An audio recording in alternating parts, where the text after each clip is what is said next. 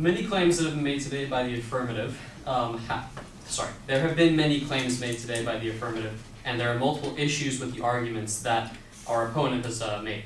So let's look at a few. The point made where New Zealand put a ban on assault weapons isn't a proper comparison. New Zealand is 1/37th the size of the United States. New Zealand also only has a population of 4.5 million people, as opposed to the 326.7 million people in the United States. It's much easier to get weapons back from a percentage, because not everyone would turn in their weapons, of 4.5 million people than a percentage of 326.7 million people. My opponent also made the claim that assault weapons were developed for war and handguns were developed for the common citizen. However, looking at statistical data from multiple sources, including the Washington Post, the Trace, Statista, and more, evidence shows that handguns are actually used more in shootings, more than any other weapon. Statista reports that between 1982 and the present day, there were 139 handguns used in 92 incidents, as opposed to 51 rifles in 43 incidents.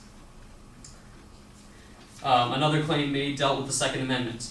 While the Second Amendment was not created with the new weapons in mind, it also was not created with the knowledge of how our current military is outfitted.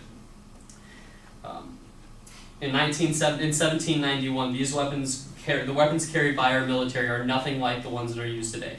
The strength of the citizen population must be comparable in some way, shape, or form to the military. A well-regulated militia being necessary to the security of the free state defined by the Second Amendment. The military also only uses fully automatic weapons.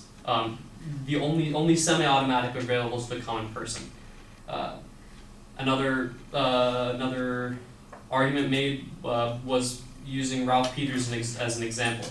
He's a member of our military, but what about the other hundreds of thousands that are members of our military that would say the opposite?